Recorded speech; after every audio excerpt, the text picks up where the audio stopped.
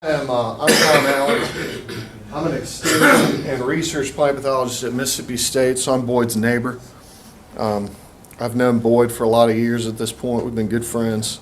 I'm so glad to have him back and actually doing plant pathology instead of being on the dark side and an administrator.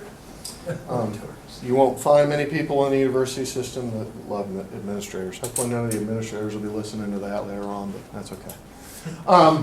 This is my contact information. I tell everybody, write it down, because I'll tell you the easiest way to look at things anymore is to look at pictures. I mean, we all look at pictures all year long, don't we? Of all sorts of stuff. Send me lots of pictures. There's lots of people in this room, send me lots of pictures. But don't do what some folks do. They take a picture of a leaf, they throw the leaf out of the truck, and they only have one picture. Take lots of pictures. I like lots of pictures. That's why we have unlimited data plans. Unlimited data plans are great. I love my phone. Lots of people say, man, Tom, you hate getting pictures from people. I'm like, well, sometimes people take pictures up against the dashboard and they only get the dashboard in the picture and everything else is blurry.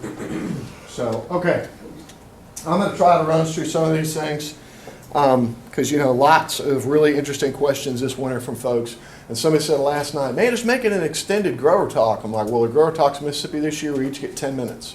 So they're all like bulleted, short, really succinct, really fast. So I'm going to try to expand on some of those things. But y'all know Mid-South soybean fungicide inputs, all right? We do a lot of fungicide inputs. The one that Boyd I know talked about, and this is one that I'm getting a ton of questions on lately, seed treatments. Don't drop seed treatments. Don't drop seed treatment fungicides. That's where everybody seems to want to cut costs on the front. You know, hey, I'm going to cut my seed treatment, save myself a bunch of money. No, you're not going to save yourself a bunch of money.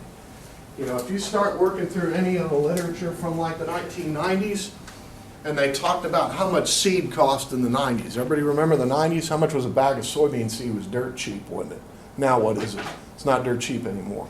That's why I want to use a seed treatment.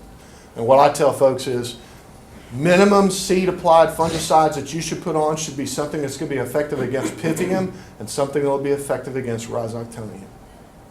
All right, mefenoxam, metalaxyl, azoxystrobin, trifloxystrobin will get you pretty good Rhizoctonia control, and there's some other products out there. You know, do it within reason because they're stacking an awful lot of stuff on seed, and I'm sure there's a lot of retailers that'd be really ticked if they heard me saying that. And the other thing is you do get an awful lot of things for plant health related offerings. As a plant pathologist, I've not seen anything in a realm that looks really good from a plant health standpoint. You don't need to double stack strobilurins on as a seed applied fungicide. That's just spending too much money. Automatic applications, we've done lots of conversation about automatic applications. I'm not going to spend a lot of time talking about that. I'll be the first person I'll tell you that's seriously my least favorite topic right now is automatic fungicide applications. Most people, they call me, they're not worried about what's going on, they're not worried about watering, they're not worried about managing their insect pressure, but by golly, when am I supposed to put my fungicide on? Foliar disease management, and that's something, best way to do it, scout, make an application as needed. And that's certainly something we'll talk about here. Like in the frog eye world, that was one of those things, most everybody had frog eye, they'd call it, make a fungicide application, that would be economically beneficial. You know, Boyd just talked about the Cercospora blight and everything else, and I'll cover a few of the other things here in a minute when it comes to Septoria and target spot. And then managing grain quality, which is the one that, you know, we've spent a lot of time talking about in 2009 and then at the end of 2018. And there's a tremendous amount of research effort out there right now looking at grain quality and ways to manage and overcome some of those issues. All right, now there's a pile of you in this room I know have seen this, so don't blurt this out. All right. 4 most common foliar soybean diseases. And please don't say charcoal rot or SDS. Those aren't foliar diseases. Those are root diseases. What are the 4 most common, and depending upon what state you are in the Mid-South, this pretty much holds true. 4 most common foliar soybean diseases. Anthracnose. I'd put that on the list, but that's like towards the bottom. That's like a 5th. 2 of those, yep, absolutely. Frog eye. Not frog eye, believe it or not, because of resistance. I would say from where I sit, those are the 4 most common foliar diseases. Cercospora blight, downy mildew, Septoria brown spot, target spot.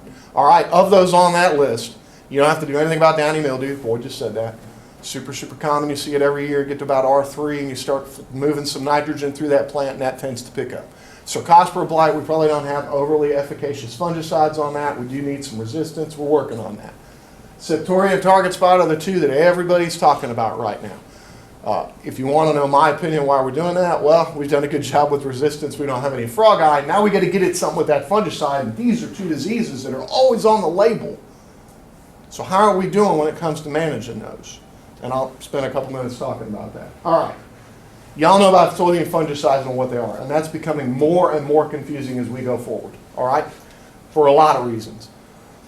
Gone are the days of the standalone strobilurins, the quinone outside inhibitors. You'll hear people call them QOIs. That would be anything on the label that ends in strobin. Trifloxystrobin is oxystrobin,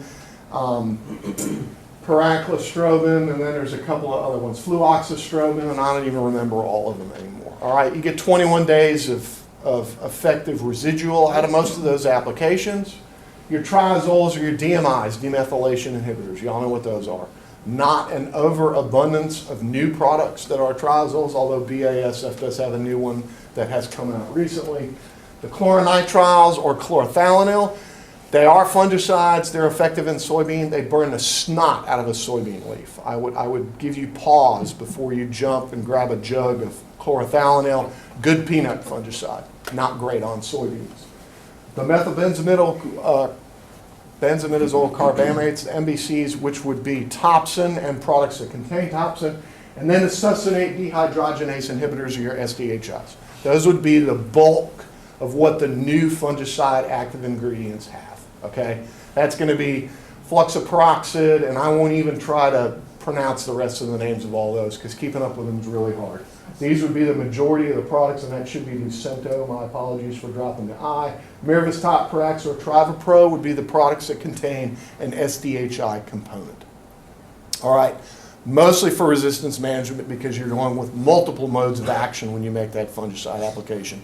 Although I will say, I don't understand why we're coming with so many three-way modes of action, and it's probably not a great idea to be making those as automatic fungicide applications because one, they're expensive, yes Boyd, and two, you're putting all of the active ingredients from all of those modes of action at one time when everything's in the field. So the resistance and potential for resistance development over time from some of those products. Your strobilurins were effective in the past, were really effective when they first came out. Now we have resistance that has developed within multiple organisms, and Boyd didn't even list all the other ones. Septoria is resistant, target spot's resistant, multiple organisms are resistant to the strobilurins. Very little resistance within the triazoles. That's a completely different mode of action. It's really difficult for fungi to develop resistance to those. The SDHIs would be on that list, whereby some of those products in the amount that we've applied, we more than likely will start running across resistance to that particular chemical class probably next, would be my assumption. All right, this is going to be a busy slide. And I did try to update this the other day, but again, the problem is the font gets smaller and smaller, so when you start getting older and older, it becomes difficult to see. And I probably forgot some things. That would be the bulk of what's out there that's quote unquote new, and some things that you almost could consider not necessarily generic, but they do have some older compounds in them. Magistrate, which is essentially like Stratego or Stratego Yield with one additional you put azoxystrobin in there, so you've got two strobies in there. And then any of the other things that have come out. Miravis Neo, which as I understand, it's only going to be a northern. That's where the bulk of it will be. They're tailoring marketing to the north for applications up there, although soybean is on the label from what I understand. Miravis Neo, Miravis Top, Revysol, Revitec, and Veltima are all BASS products. Lucento from FMC, I forget anybody, Acropolis from AMVAC, and then a few other things mixed in there. Then notice the name change. Topsin XTR used to be UPI's product that's basically Foliar plus Topsin M. Now they're calling that Froghorn. I like Froghorn a lot better than I do Topsin XTR, but I wish they'd let me do the advertisement for that because it's kind of funny. All right, I'm going to skip ahead on some of these things. All right, frog eye. Boyd said, and I do agree, we spend a lot of time looking at OVTs in our respective states. And the one thing that we tell you is the bulk of what's out there from a commercial standpoint that you can commercially buy in a bag of seed is more than likely pretty tolerant to frog eye. And some pretty good resistance out there. Not a lot that's going to be susceptible. Fungicides are effective. But I'll tell you, don't grab just a jug of whatever the generic azoxystrobin is and expect to get much control out of that. And I know that this is old, I've used this slide, but it does a good job basically illustrating the fact that anything, regardless of rate then, 4, 6, or 12 ounces of headline, doesn't matter what you're putting out there for rate, you do not get any control if there's resistant populations of Cercospora saggina in the field. Rate does not matter because the fungus has completely overcome that particular mode of action through a substitution in the genetic code. It's not going to work. You need multiple modes of action in a fungicide application, and don't spend so much time focusing on those, and then just know, like down there at the end, there were some folks in the past that thought that Dimlin, which is a chitinase inhibiting insecticide, would have effectiveness against frog eye. That is not true. There is not a shred of truth to that. Never was true. That's correct. It never was true. Somebody saw that one time, probably. But I'll get in trouble if I say too much more. All right, Septoria. Y'all know what Septoria is. I would say most states, I get more calls about Septoria than what I do most other things. This is one of the first, if not the first, foliar disease that you will see in a soybean field of continuous soybeans. If you rotate or your first year in beans, you typically don't see Septoria. And I'm talking about vegetative V3, V4, V5 plants. This will be what knocks off the first few leaves on that plant. Then as the season progresses, you can get into situations where this can look really gnarly. And I don't exactly know what's going on in some of those fields, but there's typically another underlying issue that's presenting and allowing that disease to cause all sorts of defoliation. Because in the years I've been in Mississippi, which now this is like my 13th year, I've probably seen 5 fields where I thought Septoria was at what might have been a level that it would have benefited from a foliar application. And the one thing I should have said, and I forgot to mention this, of those 4 foliar diseases we talked about, how many of those are upper canopy things? Cercospora is upper canopy, downy mildew is upper canopy, Septoria and target spot typically lower canopy for a bunch of reasons. They like it dark, they like moisture, they like that closed canopy, and that's exactly what Septoria is like. All right, so again, super busy slide, but the only reason I'm using it is this is going to be disease severity. It's not going to show yield because I have not had time to run the yield data. These are 2019 trials from Stoneville. This is an R4 application of each of these fungicide products, and then basically just know that we created some mixed modes of action to consider what you could benefit from a generic application of whatever you could get multiple modes of action. So you'll see it'd be like Topsin, Quadris, Tilton, Echo, which is a chlorothalonil product, and then some of the newer things. The interesting thing or the take-home message is blue bar is basically going to be an application observation of disease. Everything was at a 2. You had Septoria across the field. All right. 21 days post-application, red bar, you still have Septoria. Septoria is creeping up the canopy regardless of what the fungicide product is. You get 41 days post-application. I realize that's late. All right. That'd be after you get residual. It's worn off at that point. You're not going to get anything out of that R4 application. But the interesting take-home point is, if you look at the products that each have an SDHI component, your Septoria severity is a little bit less than some of the other products. That's to be expected. Your bar or line up here then is going to be defoliation. That's lower canopy defoliation. All right? That's from the bottom of the plant to the top of the plant. So something that's 80% or 65% defoliated, that 65% of the lower canopy is gone. More than likely as a result of Septoria and target spot. I'll show you the target spot in a minute. And I think it pretty much holds true that SDHIs do a good job of maintaining foliage on the plant. But it is not one of those where, hey, I walked out there and there was no disease. And this is 800 and some odd plots in this field. All of the tests would look very similar to this. I just picked one that had some of the newer chemistry. Where'd you stop going up? You said lower canopy, so is that 50% of the canopy down, or? That'd be like from the bottom of the plant, this would be 60% of the canopy if the plant's this tall. Okay, you see did what I'm that. talking about? Okay. Bottom of the plant up, All right. not top down. All right? So with any of those fungicide applications, you would be expecting to maintain lower canopy foliage. Okay. And that's all 15 gallons of water per acre with a ground-based application. So what would you expect to get with an airplane at, how fast are they flying? with something on the order of 2 to 2.5 gallons per acre. You know, and I've had a lot of people then say, well, why aren't you mimicking that? Because we're looking at the efficacy of fungicides. Okay, we want to see what works. And We can't run that fast. yeah, look, I can only backpack so many blocks.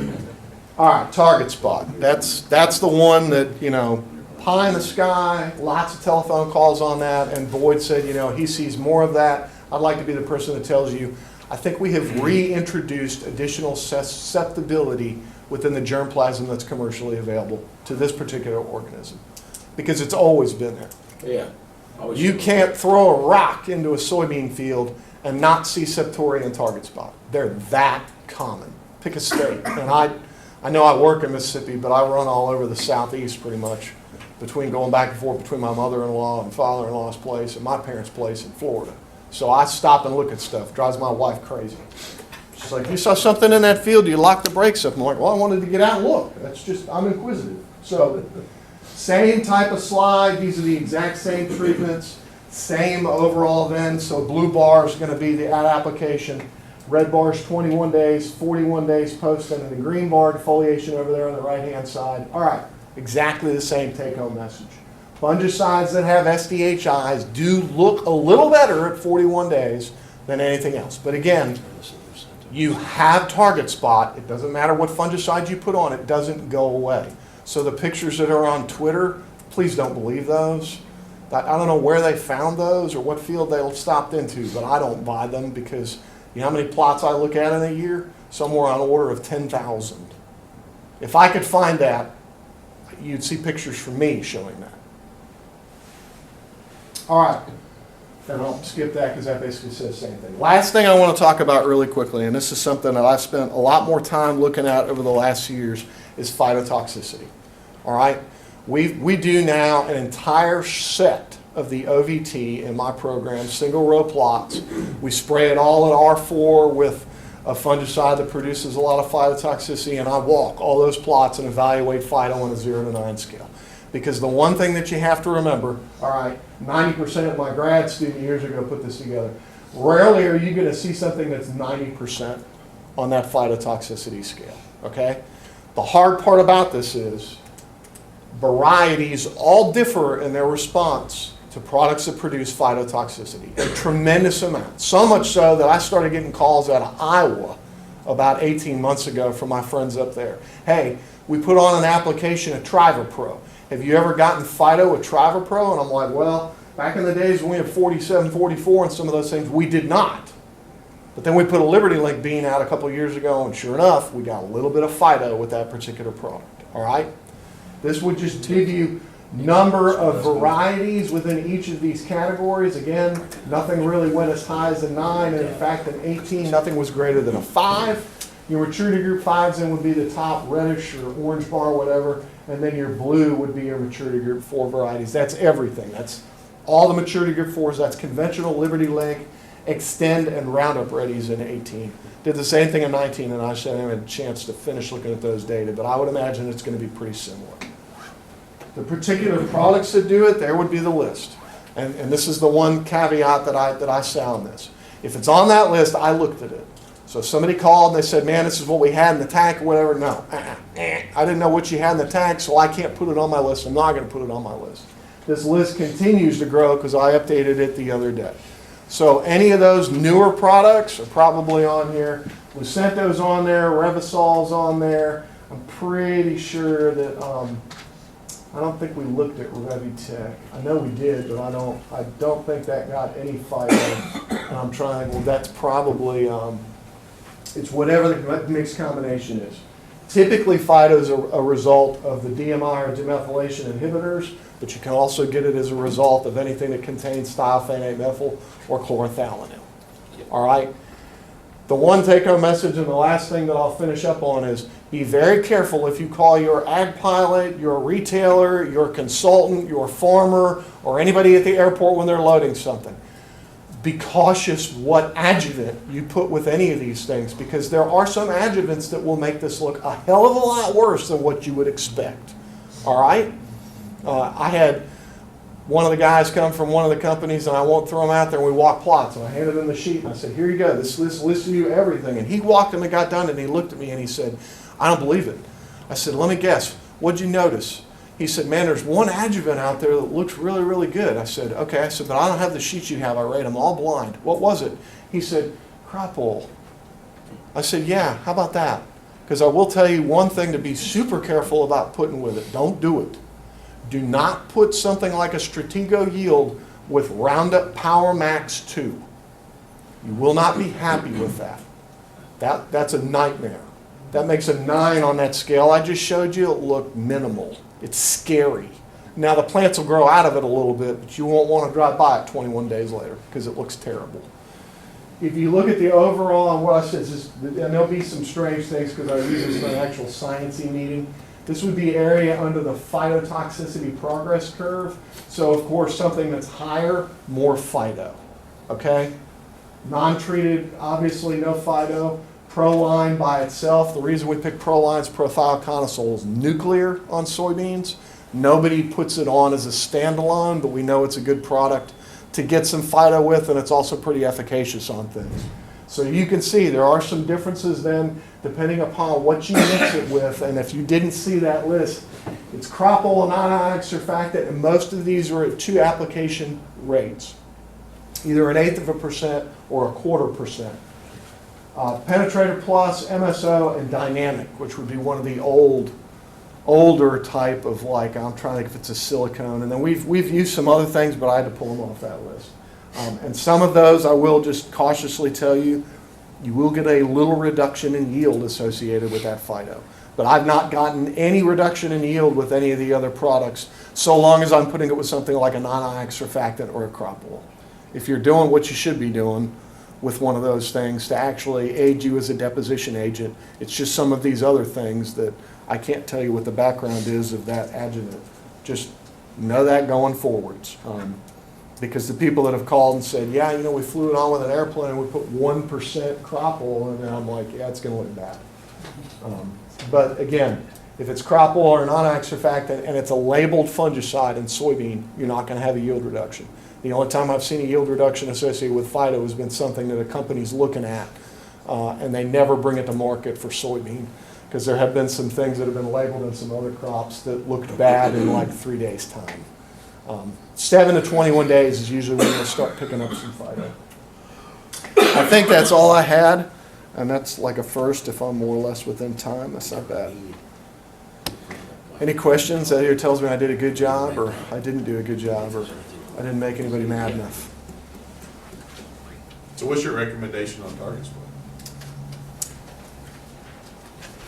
I don't have a recommendation for target spot. Okay.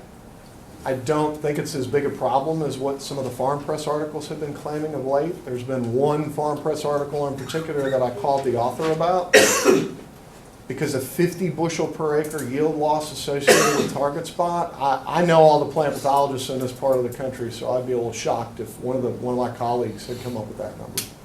I would say somewhere between 5 to 10 bushels per acre is what we could lose in a really bad year for target spot.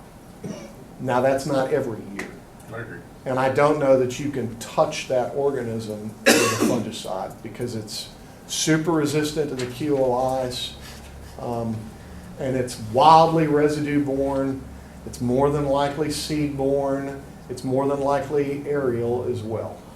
I mean, that organism infects like 500 different hosts or whatever it is, 350 or something. You see it on everything. It's on weeds, you know? Hydrangeas. Yeah, absolutely. And I also don't think it's near as big an issue in cotton as what some people have made it out to be. Just my 2 cents. Or you lost to bacterial black cotton and target spot.